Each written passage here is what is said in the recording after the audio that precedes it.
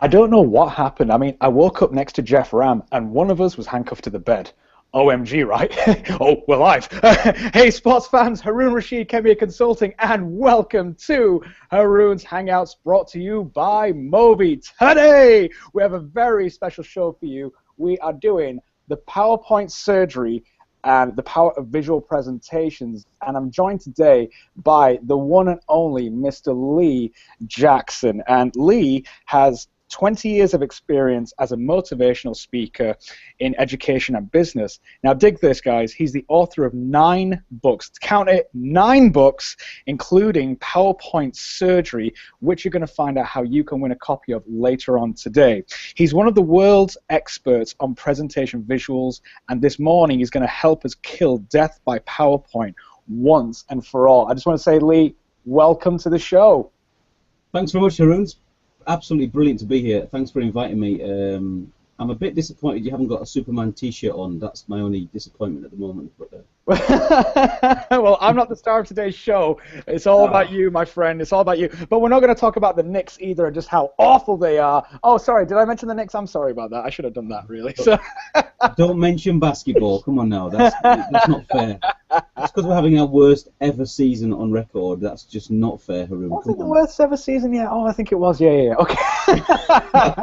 Well, guys, in today's show, what we're going to be talking about. So we said it's the power of visual presentations. Today, you're going to learn how to create amazing presentations. Your slides are not your presentation, and how to keep your audiences engaged. It's going to be some really good stuff. But first of all, Haroon's Hangout is brought to you by Movi, the video messaging application that allows for back and forth video message conversations that can be either public or private. Go to movi.co to see today's top posts, sign up for free, that's right, free, and join the conversations happening right now. That's movi.co. So let's get this stuff off the screen now, and I think you can see me. And you can hear me. Yay, here we go. Okay, right. So, Lee, we're talking about, I know you're calling it PowerPoint surgery, but we're talking about presentations in general, aren't we? Now, there's one really amazing thing that you said here. You said that your slides are not your presentation. Do you want to just talk to us a little bit about that, what that means, and, take it away. Absolutely. I mean, basically, whenever I'm coaching people or helping people in this area, the problem is that people think that their slides are their presentation.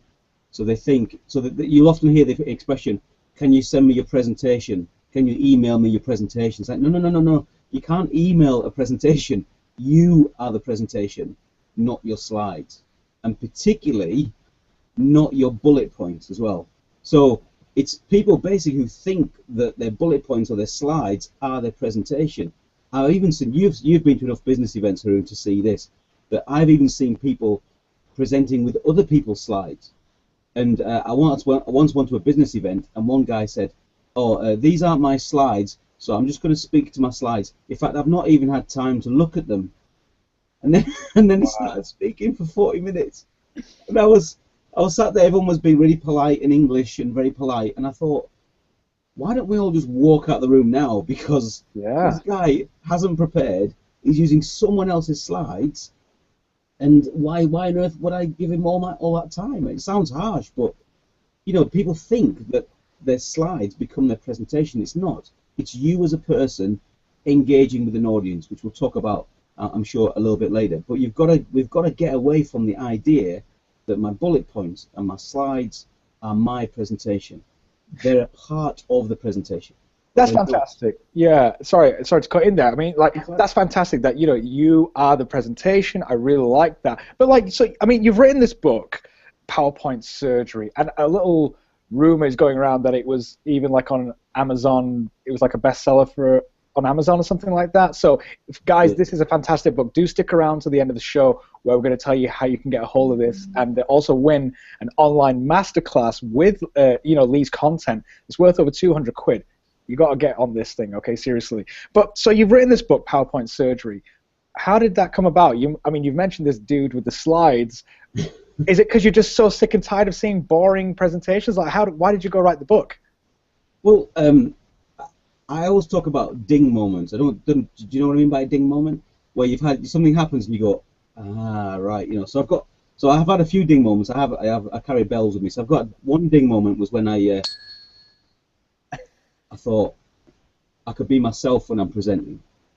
For me, that was a big one, you know, that I thought, actually, I can't be someone else. I'm not Jeff Ram. I'm not Haroon.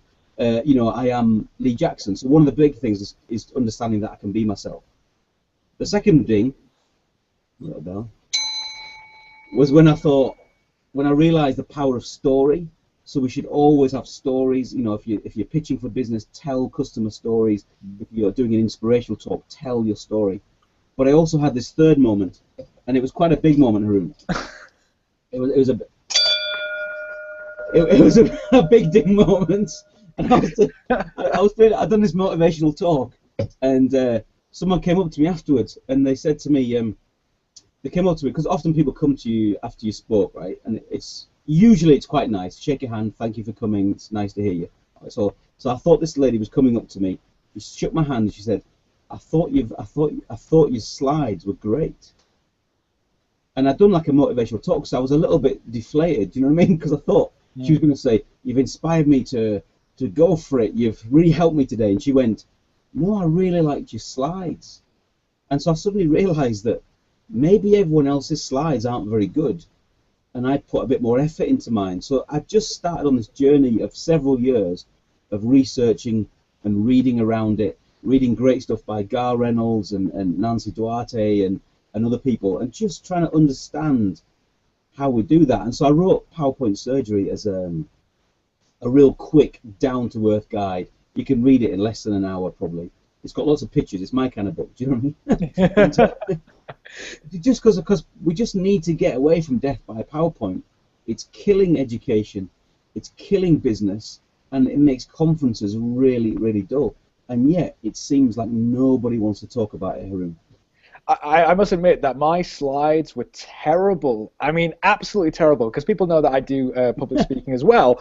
But when I came across your YouTube channel, and guys, will put the links to Lee's content in the show notes. Go and check out his YouTube channel, because there's some really fantastic stuff where Lee kind of shows examples of bad slides and good slides and how to do it, and some really good technical tips as well for those of you who may not be tech savvy. But I changed my whole presentation because of you, and I killed bullet points. Oh my gosh, I know you hate bullet points, and we're going to talk about that later on, but I made sure it was more visual and just got rid of all the text and everything. But now every time I go somewhere and I just look at a presentation and I'm like just going, oh my gosh, Lee Jackson would just hate this, you know? Well, yeah. Well, I'm part of the PSA, the Professional Speaking Association. I'm like a fellow of the PSA, so they've really helped me in my speaking career. It's been great. And now, you know, I've got loads of friends who are basically their job is to speak.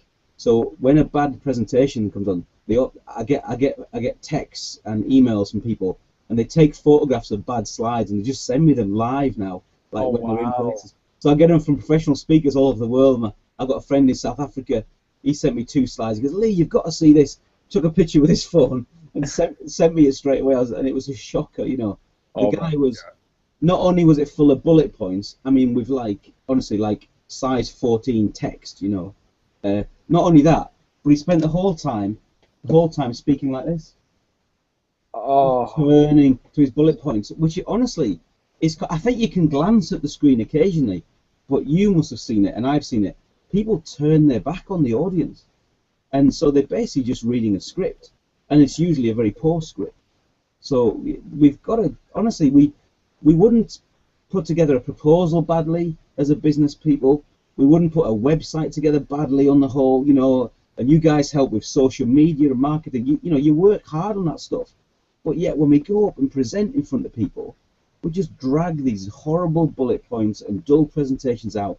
And it seems like it's become the norm, the elephant in the room. Well, this is a nice segue then into how to create amazing presentations, because like you said, we're not just talking about any old kind of crappy presentations. We're talking about amazing, engaging kind of presentations, right? So you kind of touched on a little bit of the things there about like more visuals and less bullet points and less text and things like that. But can you just kind of give us like a rundown of what you think makes an amazing presentation, and maybe even talking about the psychology behind some of this stuff as well? Yeah, the most basic thing about a presentation is you've got to ask the why question. People talk about this quite a lot. If you work with a good presentation coach, you do a lot of presentation coaching, and basically you've got to ask the why question to get to the core of your message, or the nugget, if you like. So the why question is, why am I doing this talk? Why to these people? Why now? Why today? Why, yeah, why, like little toddlers, like your son, the why, you get those questions. But that question actually drills down to the core of your message. And once you ask those questions, you answer that. So it's me today on Haroon's Hangout, and we're going to help people to make their presentations more interesting. I know why I'm here today. And so once you ask those questions, and you know the one, maybe two or three, I'll give you at the most, the things that you're going to take away from that presentation. If I was presenting to you in a business audience, really I'm thinking, what's the one thing I want them to take away? What's the two or three things at the most that I want them to walk out? If they remember nothing else, what do I want them to take away? Because often a dull presentation is one that's never been, they've never got to the nugget or the core of the message, and so they just talk around the houses, and I've got that, and so it becomes overly boring, not full of stories. It tends to be quite data driven, and so you've got to get to that real message, I think. And once you get that, then you can start to build a good presentation. Brilliant. So, like, you've got your why. You know exactly. You've drilled down. You've got a very clear, defined why you're there and what you're trying to achieve and all that. So let's talk a little bit about slides themselves. Now, I know in the show notes we're going to have some really good graphics and examples of good and bad slides, and also some links to Lee's videos as well. But when it comes to slides, then, what is good, what's bad, what are some of the most common mistakes people make? Just, do you want to run that down for us? Sure. A fairly standard slide, I think it's not, I was watching the news yesterday. There was a big conference in Leeds yesterday, and they showed people presenting. So I always look at it, and of course I look at the slides. And basically, in this massive conference, I saw what we normally see, which is pretty much this. That's what people do. They put text, bullets, if you like. That generally starts to be the standard thing. And the problem occurs, of course, is when people open up whatever software they're using, PowerPoint, Keynote, Prezi, Haiku Deck, or whatever. They open up the software, and often the default setting in the software is title, bullet points. And so what we do is we need to kill that default. So that's why they become that.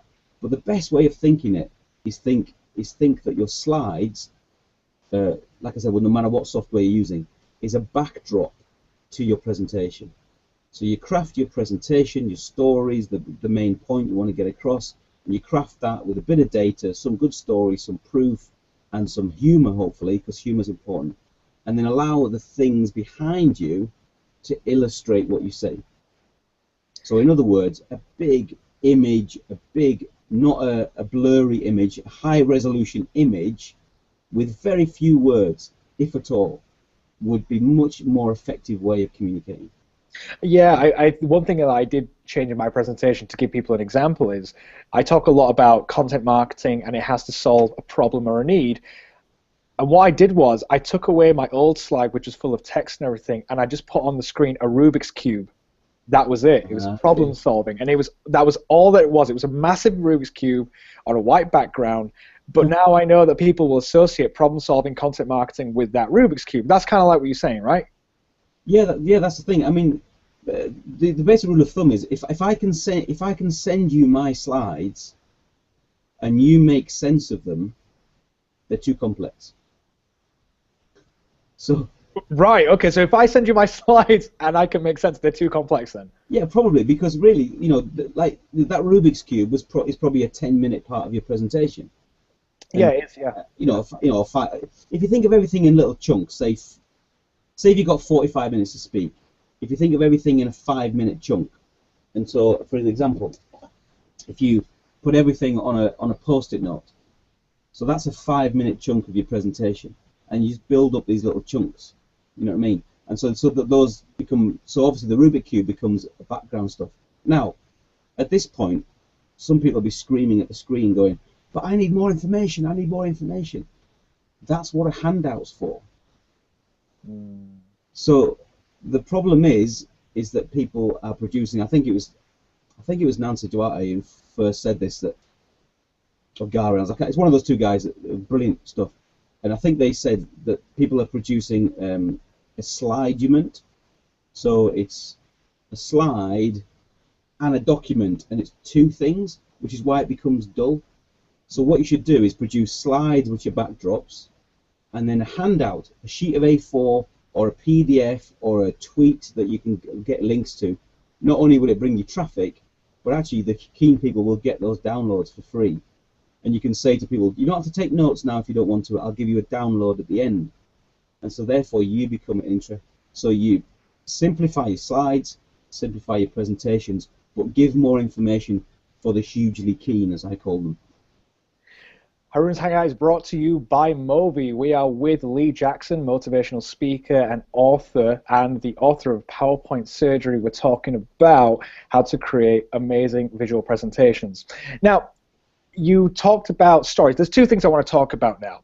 So there's storytelling, and then there's also the humor thing that you mentioned, because not everybody is funny, and I know a lot of people say, yeah, but I'm not funny, or it's not appropriate for my audience, but those are two really good sort of devices that can really make an amazing presentation, aren't they? So do you want to talk to us a bit about stories first, and then can we go into the humor thing and talk about when it's appropriate and how to do that? If yourself and your listeners, or viewers, of course, want to think back now of which presentations do you remember from, say, the last few years, or even over, if you're old enough, even the last 20 years, what presentations do you remember? We probably remember things that went wrong, so somebody tripped up, fell over, or lost their plot somewhere, or you remember a killer story.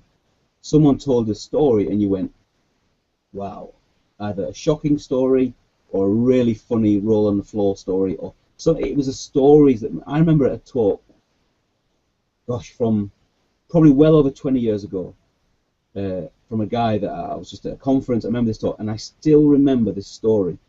And he told this story about about a car accident. He was at the scene of a car accident, and he'd come to it a little bit, you know, just 2 or 3 minutes afterwards, and how he went to help. And it was quite a deep and quite a horrific story, really, in lots of ways. But you know what? I don't remember anything that he said, but I remember the power of that story, and then a couple of the applications that he made for that. You know, that's the genuine thing. People remember stories, so we should tell them if we can. Excellent, excellent. So let's talk about humor now. So what would you say to people who, because we both know that humor is a great way to kind of open up an audience and get them engaged with you.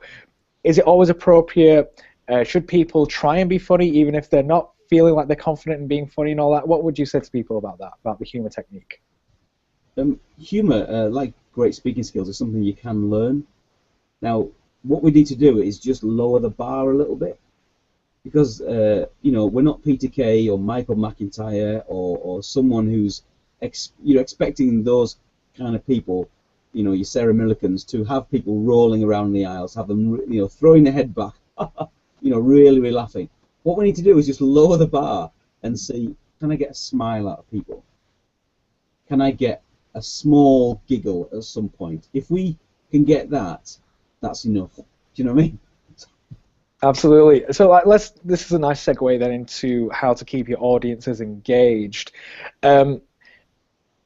Is there like some kind of techniques that you have in how to keep your audiences engaged? Is it like, okay, well, every so often we've got to have a joke or a story, or is it like how you open a presentation? Does that kind of affect the rest of the thing? Is it best to open it with a joke, which is a common thing, or a story? Like, what kind of tips do you have to keep audiences engaged, particularly if you're speaking for like 45 minutes? Yeah, well, when I'm coaching executives and managers and leaders and stuff and helping them with their presentations, I usually tell them that I have a very strict no joke rule. So I've said to be funny, but on the whole I say don't tell jokes. Because what a joke does is it divides the audience in the middle. So generally a joke tends to be, you've seen them at bad conferences, you know, the bloke from accounts, you know, I got this really funny email last night, and he reads it out, and half the audience think he's hilarious, and the other half of the audience is thinking, who is this bloke, you know, or who is this woman, you know, who is. So yeah, a joke automatically divides the audience. So the best thing to do is to go for that small smile, small titter, if you like, to use Frankie Howard, you know. And the best way to do that is just to laugh at yourself a little bit. So if you tell a story about, because personally I hate business presentations where people come in and do it. It's all me, me, me. You've probably seen those presentations where people go, I've done this, I've achieved this, I'm fantastic, I'm brilliant, and by the end of it, we're just going, oh, shut up, mate. You kind of talk about my presentation at the moment, my keynote. But to be fair, I am awesome. So. Well, yeah, well, you are. Not only are you awesome, but yes, you are. Yeah! I had to bring it in. No, I think, Haroon, I don't mean that. You know, it's often you sometimes get it with like sports speakers who are just maybe new to the scene, and so they basically tell you how they've won all this stuff, and you go, that's great, I'm really pleased for you, mate, it's fantastic, I haven't done that, that is great, but what's that got to do with my life? You know, I work, you know, if someone sat in the audience, they work in accounting, they're going, that's great, but what does it mean? It's about application, isn't it? So helping people with humour, it's just to apply stuff, and then also let people in, like a little chink. You don't tell every single thing about your personal life, but you want to let them in that maybe you're not quite as cool as people might think, or the mistakes that you've made are just make really great stories, you know. So being human and being open, being a bit vulnerable. Yeah, I think it was slightly funny. I mean, I don't mean like pouring your heart out, you know, but just the kind of thing like, you know, there's a great story. My wife many years ago was in a women's clothes shop, which are quite funny places anyway. They're great to hang out with. Not that I hang out all the time there, but anyway. Okay. No, because I go with my wife, you know. But she said many years ago, she said she saw down the other end of the shop someone that she recognised, and so she started walking towards this person. I know that person. Oh, who is that? Who is that person? And she realised after about 3 or 4 minutes, she was walking towards a mirror. Oh my God. So she realised, yeah, that's me in the mirror, isn't it? It's not. But she was so busy and flustered. She was like, I'm sure I recognise that person, and it was because it was her. So just little things like that, little things where we can go, yeah, I've made a few mistakes, and you know, and that's okay too. Yeah, and then to try and bring it back to the audience where it's like, what's in it for them? Because do you find that audiences? Well, I mean, probably it's true, but audiences are selfish. They're there for themselves, right? They're not there to kind of be a groupie or anything like that. No, they're all screaming that to you. So I often teach people within the first couple of minutes, you need to answer the question, why are they here? If you can't answer that question, they're probably just disengaged and they'll be on their iPhones. Do you know what I mean? So you got to say, why? Well, over the next few minutes, I'm going to do this. You don't signpost everything, but you say, I'm just going to answer a couple of these questions for you. And so I'll often use those bells that I used earlier as a little intro, because it's a nice little thing that people go, I'm going to help you to have some ding moments. You know, I'm going to say this. Ah, right, that's why he's here. That's helpful. And so you need to answer those questions really that people can go, oh, that's why I'm here, and that's the application. So tell a story and have the humour stuff going on, but then you need to apply that into real life. So you don't just say something just to be funny. I don't think it's got to have some application. We in the business call it takeaways. What's the takeaway value for that? What are people going to take away?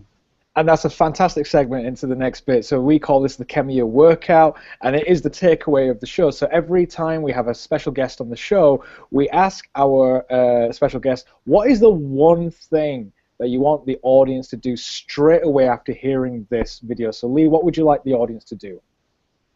Your slides are a billboard, not a document. Your slides are a billboard, not a document. Yeah. Everyone, if you read around this subject, that's what people say again and again and again.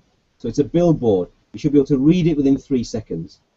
If you can't read it within 3 seconds, it's too complex. Make another slide. Excellent. So there's a 3-second rule. So if you don't get it within 3 seconds, it's too complicated. Yeah, so at a billboard, you pass it on the M1, you know, those signs that say slow down, 50 miles an hour, dog in road or something, you know, you've only got a couple of seconds, 2 or 3 seconds to read those things, and that's what we need to do, be able to read them at that speed. Fantastic, fantastic. Well, guys, let's just talk a little bit about the competition. Now, as you know, the show is sponsored by Movi, and they're a fantastic app. You should go and check them out. But we're going to actually make the competition available on Movi. So if you go on Movi, you can search for myself or Laurie Movi or Laurie Guerreri, and we're going to put all the links to this in the show notes, and you can actually go and check out what the Movi is. It's a video, basically. We'll explain to you how to enter the competition and how you can win. And you're going to be in a chance to win Lee's online masterclass, plus hopefully a signed copy of his book, PowerPoint Surgery. You got it here. There you go. Excellent. And that's all worth over £200. So, guys, this is a fantastic opportunity for you to really get some hands-on practical advice for your slides. And this is going to be perfect for you, not even if you're like a professional speaker. If you have to do any kind of presentations, even at work or whatever, this is really going to help you communicate better and keep your audiences engaged. So check out the show notes for that, and we'll tell you how to enter that competition. But I think we're going to just say thanks a lot for watching today, guys. Lee, thank you so much for coming on the show, mate. It's been absolutely great, Haroon. Fantastic, and I'm happy to connect, and I'll try and I'll post up a video or something, and maybe come back another time. It's been really great to hang out with you, mate. Thank you very much. And just quickly before we're out, Lee, where can people find you online? Yeah, you can get me at leejackson.biz, leejackson.biz, leejackson.biz. Or if you want to go straight to the PowerPoint Surgery Masterclass, it's just powerpointsurgery.com, powerpointsurgery.com. And remember, that's any software that you use. And so there's 35 videos there and all sorts of stuff that you can get with exercises and stuff to get us away from these bullet points. So I'd love to hear from anybody, and you can catch me on Twitter as well, at Lee Jackson. Fantastic. So we're going to put all of that in the show notes, guys. Go and check out Lee. Follow him on Twitter. Go and sign up to his email and all that kind of stuff. Fantastic stuff. But we just want to say thank you for watching, guys. We hope that you're going to take this and apply it in your lives and in your business. Until then, though, guys, take care, sports fans.